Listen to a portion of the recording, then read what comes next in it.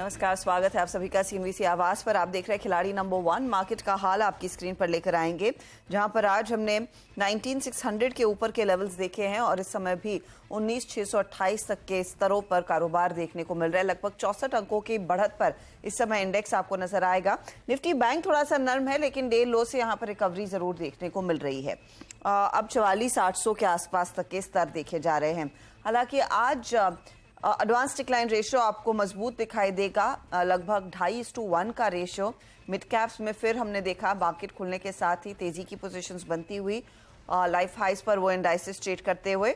और एक पॉकेट जिसमें सबसे ज्यादा स्ट्रेंथ देखने को मिली है वो है टेक्नोलॉजी काउंटर्स। तो निफ्टी आईटी आपकी स्क्रीन पर लेकर आएंगे, क्योंकि Wipro, LTI Mindtree, tech Mahindra, Infosys, HCL tech, इन सारे स्टॉक्स में जो तेजी देखने को मिल रही है, ये इंडेक्स करीब करीब 2% ऊपर है। तो ये है फिलहाल मार्केट का हाल।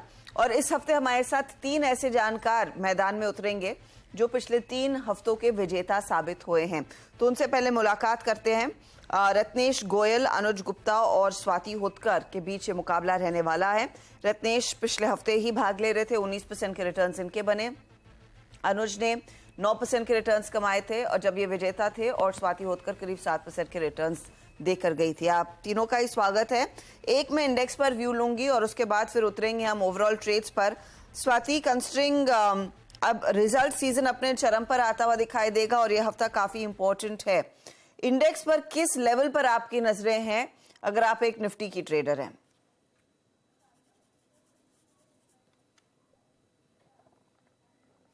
स्वाति, आपको आवाज सुनाई दे रही है?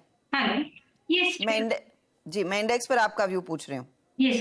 गुड मॉर्निंग हर्षदा जी। डेफिनेटली व्यू पॉजिटिव है, क्योंकि जिस हिसाब से निफ्टी में हम लोग एक बाउंस बैक देख रहे हैं, एवरी सपोर्ट्स लेवल से हम लोग एक पुल बैक रैली नजर आ रही है। लास्ट वीक भी हमने देखा कि 19,300 350 काफी क्रूशियल सपोर्ट जोन माना गया है, वहां से वापस बाउंस बैक होते हुए नजर है। आज 19,600 के ऊपर काफी वेल सस्टेन्ड है। सेक्टोरियल रोटेशन हमें मार्केट्स में दिख रहा है, कभी आईटी पैक चल रहा है, कभी ऑटो पैक चल रहा है, फार्मा चल रहा है, मिड कैप इंडेक्स काफी अच्छा चल रहा है। रिस्क रिवॉर्ड रेशियो भी ऑलमोस्ट 3:1 का है, तो which is very positive indications है मार्केट्स में। कोई मुझे अभी तक नेगेटिव सेटअप्स नजर नहीं आ रहे। धीरे धीरे slowly and steadily Nifty upside momentum दे रही है रैली। तो आई बिलीव कि 19,700 800 के लेवल्स हमें देखने मिल सकते हैं निफ्टी में, एज लॉन्ग एज निफ्टी 19,300 के लेवल्स इंटैक्ट है। बैंक निफ्टी की बात करो तो बैंक निफ्टी में थोड़ा सा स्लोली मोमेंटम हमें नजर आ रहा है, तो but overall view definitely positive है। ये स्टॉक स्पेसिफिक मार्केट है, तो मैं कहूंगी कि स्टॉक स्पेसिफिक रहिएगा मार्केट्स में। ऑन एवरी राइज आप अपने पार्शियल प्रॉफिट बुक कीजिएगा और एटलीस्ट स्टॉप लॉस करके आप अपने लॉन्ग पोजीशंस कैरी फॉरवर्ड कर सकते हैं। ओके, तो ये फिलहाल आपकी रणनीति इंडेक्स पर रहेगी। रत्नेश, आपकी अप्रोच इस हफ्ते के लिए और आपका पहला ट्रेड क्या है? गुड मॉर्निंग एवरीवन, सभी दर्शकों को नमस्कार। अप्रोच पॉजिटिव रहेगी, स्टॉक स्पेसिफिक रहेगी, कंटिन्यू मिड कैप में मुझे ऐसा लगता है रुझान जो लास्ट वीक देखने को मिला था वो कंटिन्यू रहेगा। और इंडाइसेस मुझे ऐसा लगता है हम बहुत जल्दी 19,800 20,000 की तरफ बढ़ रहे हैं। बाय ऑन डिप्स की कंटिन्यू अप्रोच रखना चाहिए। और पहला स्टॉक मेरा रहेगा कोचिन शिपयार्ड। मुझे ऐसा लगता है कि इसमें वापस से कंसोलिडेशन और ब्रेकआउट देखने को मिल रहा है। यहाँ पे हम स्टॉप लॉस लगाएंगे 600 रुपीज का। मुझे टारगेट 800 रुपए तक के लिए दिखते हैं। पिछले हफ्ते आपका मजगांव डॉक ने पूरा कमाल किया था। अब की बारी बायस अभी भी डिफेंस कंपनियों पर है। कोची शिपयार्ड जो 7% भाग चुका है, आगे 800 तक के लेवल्स पर पहुंचेगा। पहला ट्रेड रत्नेश ने आपके सामने पेश किया है। स्टॉप लॉस इनका 600 रहेगा इस पर्टिकुलर ट्रेड में। अनुज, गुड मॉर्निंग, बताइए आपका ट्रेड।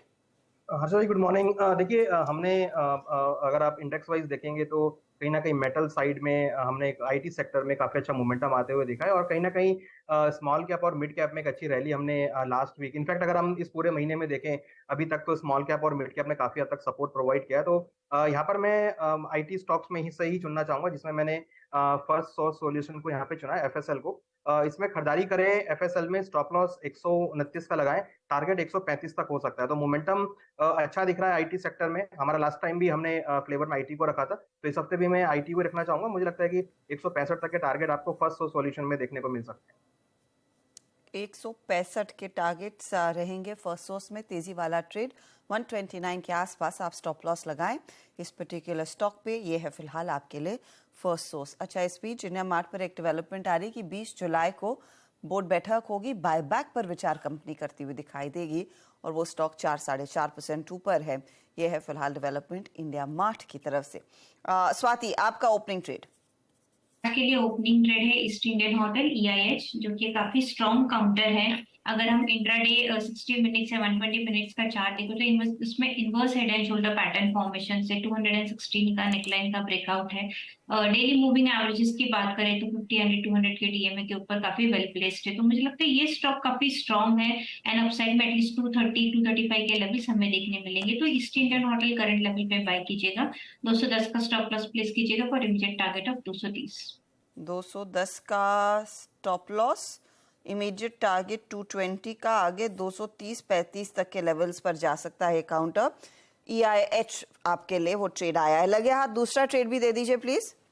यस, दूसरा ट्रेड की अगर बात करें तो डेफिनेटली मुझे स्ट्रॉन्ग लग रहा है। एक GSPL काफी अच्छा लग रहा है। टेक्निकली इसकी बात करो तो 300 के आसपास चल रहा है। 20 डेज मूविंग एवरेज के ऊपर वेल फॉर्मेशन है, बॉलिंगर बैंड के अपसाइड ट्रेंड में चल रहा है। तो मुझे लगता है ये इसमें काफी अच्छी पोटेंशियल रैली हमें मिनिमम 315, 320 के लेवल्स तक देखने मिलेगी। तो GSPL करंट लेवल पे बाय कीजिएगा, 292 का स्टॉप लॉस प्लेस कीजिएगा फॉर इमीडिएट टारगेट ऑफ 315।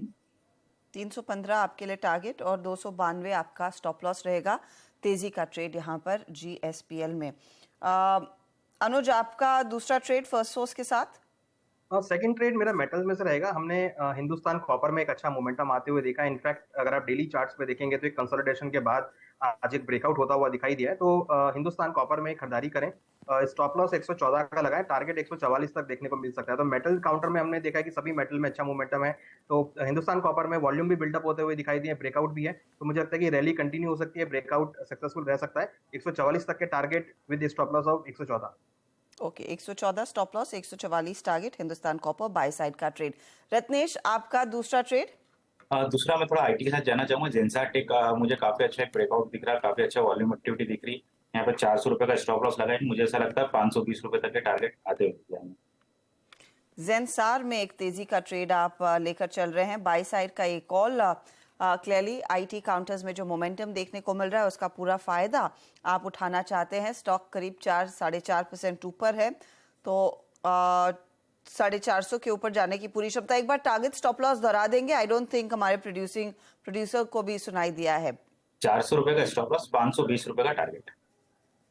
520 का टारगेट रहेगा। ओके, ये फिलहाल आपके लिए जेंसार पर। व्यू लेकर आइएगा प्लीज वो डेटा, टारगेट स्टॉप लॉस वाला। और तीसरे ट्रेड की तैयारी हमारे जानकार कर लें। तब तक मैं नजर डालती हूँ बंधन बैंक पर। कंपनी के पहले तिमाही के नतीजे थोड़े कमजोर रहे हैं। मुनाफा 19% और आय में लगभग 1% की गिरावट रही। एसेट क्वालिटी पर थोड़ा सा दबाव बनता दिखाई दिया है। नेट इंटरेस्ट मार्जिन जस का तस है, सपाट रहा। हमारे साथ और डिटेल्स देने के लिए बैंक के MD और CEO चंद्रशेखर घोष जुड़ गए हैं। घोष साहब, स्वागत है आपका CNBC आवाज पर। नतीजों में थोड़ी सी सॉफ्टनेस देखने को मिली है, लेकिन सर एक चीज पर मैं ज्यादा आपसे खुलासा चाहूंगी। आपकी जो MFI बुक है उसमें खासी कमी देखने को मिली, उसकी क्या वजह रही है? Thank you. तो MFI बुक ये सीजनलिटी डिक्लाइन है। अब देखिए जो लास्ट ईयर का फर्स्ट क्वार्टर में जो हमारा वो 5000 करोड़ से डिक्लाइन किया, एक क्वार्टर में इस साल में भी 5000 करोड़ से डिक्लाइन किया। सेकेंड क्या हुआ, if I say that is हमारा जो लास्ट ईयर फर्स्ट क्वार्टर में डिसबर्स हुआ 8200 crore and this year first quarter में माइक्रो फाइनेंस का डिसबर्समेंट हुआ 8000 crore. So all things are align on that the seasonality, for that reason ये इतना डिक्लाइन हुआ। तो गोइंग फॉरवर्ड जब अगले 2-3 क्वार्टर्स में फिर पिकअप आएगा as the season changes and as we move towards the festive season? हम देखते हैं कि हर साल हमारा जो फेस्टिवल का पहले एक महीना पहले वो माइक्रो क्रेडिट जो डिसबर्समेंट ग्रोथ वो नॉर्मल में आ जाएगा एंड आएगा इधर से मार्च तो उस तरफ में ही चलेगा। तो हमारा जो ट्रेंड देख रही है तो ट्रेंड प्री पेंडेमिक का ट्रेंड ही देख रही है। सो हमारा गाइड है ये साल में हमको बैंक को द टोटल 20% ग्रोथ आएगा और माइक्रो फाइनेंस का 17% ग्रोथ आएगा। ओके, तो आप बेसिकली उस गाइडेंस पर बरकरार हैं। इस क्वार्टर में जो प्रेशर आया है या फिर जो स्लो डाउन देखने को मिला है उससे ओवरऑल गाइडेंस में कोई बदलाव नहीं। ओके, हाउसिंग सेगमेंट में आपने कहा था 22 से 25% तक की ग्रोथ देखने को मिलेगी इस साल में। Q1 में आपने क्या डिलीवर किया है? Q1 में हमारा जो ईयर ऑन ईयर ग्रोथ हुआ वो 9.5% ग्रोथ आ गया। तो ये लास्ट साल में आप जानते हैं हमको टेक्नोलॉजी शिफ्ट किया तो इसीलिए ग्रोथ नहीं हुआ लास्ट क्वार्टर में। सो दिस क्वार्टर में वो ग्रोथ आ गया तो इसलिए हमारा कॉन्फिडेंस है इस साल में 25% ग्रोथ आएगा हाउसिंग में। ठीक है, मेरे को सर एक और अंदाजा अगर दे सके, ये जो असम में भारी बारिश के चलते कुछ फ्लड्स आए थे, क्या उसका कुछ इम्पैक्ट आया है बुक्स पर या फिर उसका कुछ डर है आगे? ना अब देखिए जो असम का ना वो जो रेनिंग होता है वो रेन इम्पैक्ट नहीं होता है माइक्रो क्रेडिट का। वो फ्लड होता है। फ्लड मीन्स पानी थोड़ा ज्यादा टाइम रहता है तो वो इम्पैक्ट होता है। तो इसीलिए वो जो रेनिंग हुआ नॉर्थ इंडिया में हुआ, आसाम या वेस्ट इंडिया में हुआ, वो नहीं अफेक्ट है। तो इसीलिए हम देखते हैं वो जून महीना में मेरा जो डिसबर्समेंट हुआ वो कलेक्शन हुआ वो अप्रैल मई से ज्यादा हुआ। एंड जुलाई का जो हाफ मंथ हो गया वो भी वो ट्रेंड से अच्छा ही है। तो इसीलिए हम देखते हैं कि वो इम्पैक्ट नहीं आया। तो ये जो एसेट क्वालिटी में थोड़ा सा प्रेशर देखने को मिल रहा है, आपका ग्रॉस एनपीए 6.7% पर है versus last quarter of 4.87%। Net NPA भी 1% से बढ़कर 2.18% पर आ गया। घोष साहब, ये किस वजह से हुआ है? कहां पर किन अकाउंट्स में प्रेशर देखने को मिल रहा है, अगर उसका अंदाजा हमें दे सके? एमएफआई पर आपने तो खुलासा कर दिया है ना। अब देखिए वो जो बड़ा ये 2-3 कारण है। एक तो है मेरा 583 करोड़ है वो ECLGS को लास्ट क्वार्टर में गवर्नमेंट आरबीआई सर्कुलर दिया वो एनपीए डिक्लेयर करने के लिए।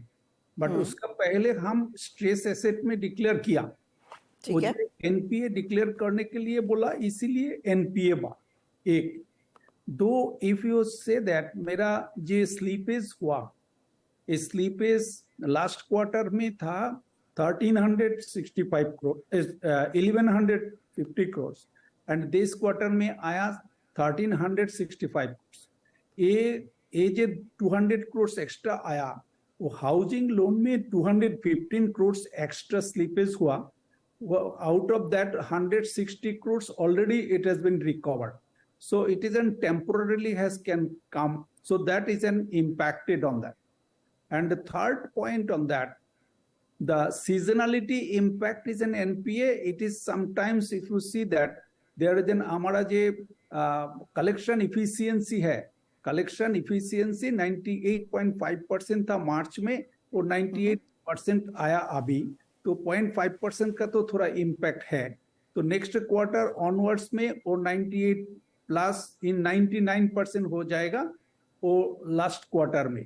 सो इसीलिए हम देखते हैं जे वो ट्रेंड जो देख रही है ये टेम्पोररी एनपीए है, वो पूरा नहीं है। नेक्स्ट पॉइंट ऑन दैट, आप जानते हैं जे ECLGS जे 583 करोड़ से एक गवर्नमेंट गारंटी है। We are already apply to the government, money is slowly coming on that, तो वो हमको आ जाएगा।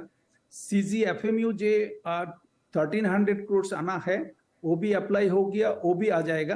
तो सब मिल के हमारा जो गाइड है 2% एनपीए इन द क्वार्टर या last quarter of this financial year, it will be stands on that same thing. Okay, that's good to hear. तो जो भी पेन प्रेशर आया है उस वजह से वो by Q4 you definitely recover it. My last question, Ghosh sahab, margins आपने गाइड किया था बैंड 7 से 7.5%। क्या उसे बेहतर करने की सिचुएशन नहीं होगी कंसिडरिंग कॉस्ट ऑफ फंड्स बढ़ गए हैं, तो इसीलिए आप कह रहे हैं कि इसी दायरे में रहेंगे मार्जिन्स? अब देखिए जे वो जे फर्स्ट क्वार्टर में देखा मेरा थोड़ा प्रॉफिट भी कम हुआ, इसलिए एक कारण है हमारा वो अदर इनकम जो है वो 300 करोड़ कम आया जी। बिकॉज ऑफ डिसबर्समेंट थोड़ा कम हुआ। तो डिसबर्समेंट मार्च से कम हुआ, मार्च में डिसबर्समेंट किया बैंक ये माइक्रो क्रेडिट में 21,000 करोड़ और ये फर्स्ट क्वार्टर में वो आ गया 8,000 करोड़। तो उसका तो प्रोसेसिंग फी का इम्पैक्ट आ गया अदर इनकम में। वो इनकम जितना भी कम आया 300 करोड़, इसीलिए वो इम्पैक्ट हुआ मेरा प्रॉफिट में। But though it is an increase 60 basis point मेरा cost of fund, so all together it has been come on that 7.3% NIM is very good, and we are predicted always it will be like to make 7 to 7.5% all the year. तो NIM अच्छा ही रहता है and रहेगा। Okay Ghosh साहब, बहुत बहुत शुक्रिया हमारे लिए समय निकालने के लिए। बंधन बैंक के नतीजे इस क्वार्टर में थोड़ा सा प्रेशर रहा है, लेकिन कुछ सीजनैलिटी का फैक्टर है, कुछ ऑफ कोर्स वो ECLGS का फैक्टर है, लेकिन उसकी भरपाई होती हुई दिखाई देगी। और शायद यही वजह है कि सुबह में हम चर्चा कर रहे थे कि इस क्वार्टर के बाद नंबर्स में आगे इंप्रूवमेंट ही देखने को मिलेगा, और वो भरोसा दरअसल घोष साहब इस समय दे भी रहे हैं। All the best sir coming quarters के लिए। चलिए वक्त हो रहा है एक छोटे से ब्रेक का। ब्रेक के बाद एक एक स्टॉक हमारे जानकार और जोड़ने वाले हैं और आपके लिए ओवरऑल रिकैप भी लेकर आएंगे खिलाड़ी नंबर 1 का। आप बने रहें CNBC आवाज के साथ।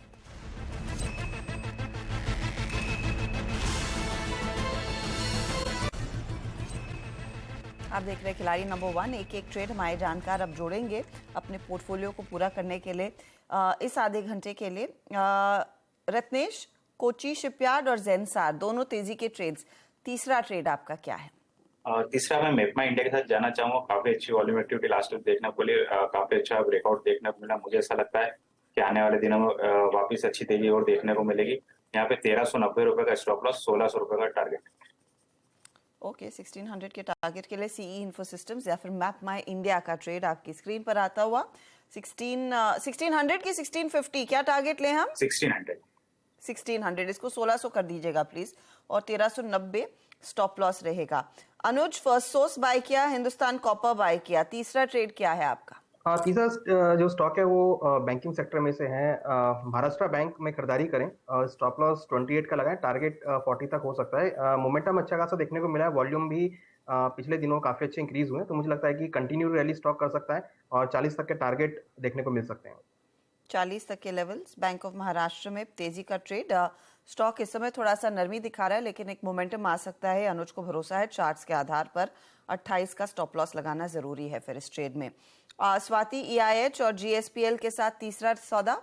यस, तीसरा सौदा भी मेरा बाय कॉल है, जो कि देवयानी इंटरनेशनल पे 194 के रेंज में चल रहा है। अगर आप वीकली चार्ट्स देखोगे हर्षदा जी, तो इसमें एक काफी अच्छा inverse head and shoulder formation बन चुका है ओवरऑल स्पैन ऑफ 6 मंथ्स के रेंज में। तो ये काफी स्ट्रॉन्ग फॉर्मेशन ब्रेकआउट है देवयानी इंटरनेशनल।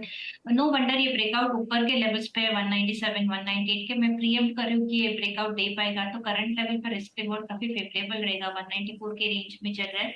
अब 188 के स्टॉप लॉस से बाई कीजिएगा 215 के टारगेट्स के लिए। ओके 210 215 की तरफ बढ़ेगा ये काउंटर। देवयानी इंटरनेशनल 188 का स्टॉप लॉस लगाना जरूरी है। स्टॉक आपके सामने करीब 0.26% के गेंस दे रहा है। चलिए एक एक करके तीनों के पोर्टफोलियोज को आपके सामने पेश करेंगे, देखते हैं किस तरह के रिटर्न्स यहाँ पर बने हैं। अनुज के पोर्टफोलियो के साथ शुरुआत करते हैं। फर्स्ट सोर्स, ये पहला ट्रेड है, 165 का टारगेट, 129 स्टॉप लॉस, तेजी का ट्रेड। मेटल्स में हिंदुस्तान कॉपर भी बाय कॉल, 144 का टारगेट, 114 का स्टॉप लॉस। और फिर अभी अभी आया बैंक ऑफ महाराष्ट्र, टारगेट 40 का और स्टॉप लॉस इन्होंने 28 का रखा है। ओवरऑल रिटर्न्स 0.33% का योगदान हिंदुस्तान कॉपर देता हुआ, 0.04% का योगदान फर्स्ट सोर्स का है। बैंक ऑफ महाराष्ट्र भी जुड़ा है, तो ज्यादा टिक्स देखने को नहीं मिल रहे हैं यहाँ पर। रत्नेश का पोर्टफोलियो, कोची शिपयार्ड 800 का टारगेट, 600 का स्टॉप लॉस। फिर जेनसार आया 520 का टारगेट और 400 का स्टॉप लॉस। और मैप माई इंडिया भी तेजी का ट्रेड, 1600 का टारगेट, 1390 स्टॉप लॉस है। रिटर्न्स देखिए, कोची शिपयार्ड 0.82% के रिटर्न्स दे रहा है। सीज इन्फो सिस्टम्स इनके जोड़ने के बाद थोड़ा सा साइडवेज गया, हल्का सा नेगेटिव टिक वहां पर, और जेनसार के साथ भी यही हो रहा है। अब स्वाति का पोर्टफोलियो देख लेते हैं। इन्होंने शुरू किया EIH के साथ 230 का target by side, stop loss 210। GSPL फिर जोड़ा 315 का टारगेट, 292 स्टॉप लॉस। और देवयानी इंटरनेशनल फिर आया 215 का टारगेट और 188 का स्टॉप लॉस है। रिटर्न्स देखें तो देवयानी 0.36% जोड़ रहा है, 0.44% EIH, लेकिन GSPL इनके जोड़ने के बाद हल्का सा प्रॉफिट बुकिंग दिखा रहा है, तो 0.07% का नेगेटिव रिटर्न, थोड़ा सा प्रेशर। ओवरऑल रिटर्न्स की स्थिति, स्वाति आगे चल रही हैं, 0.73% के रिटर्न्स इनके, 0.17% के रिटर्न्स रत्नेश गोयल के। अनुज गुप्ता के हल्की सी नेगेटिव शुरुआत हो रही है -0.53% के साथ, लेकिन पूरा हफ्ता बाकी है, कई सारे ट्रेड्स देने का मौका भी मिलेगा और जो भी अपडेट हमारे जानकारों की तरफ से आएगा उसकी जानकारी हम हमारे सोशल मीडिया हैंडल्स पे तो पेश करते ही हैं। हर रोज 1 बजे मिड कैप मंत्र में इसका एक रिकैप भी लेकर आते हैं। तो ऑल द बेस्ट आप तीनों को इस हफ्ते के लिए, आगे आपके नए ट्रेड्स का इंतजार रहेगा। चलिए लेंगे एक ब्रेक, इस बीच फोकस कमोडिटी मार्केट के एक्शन पर ब्रेक के बाद।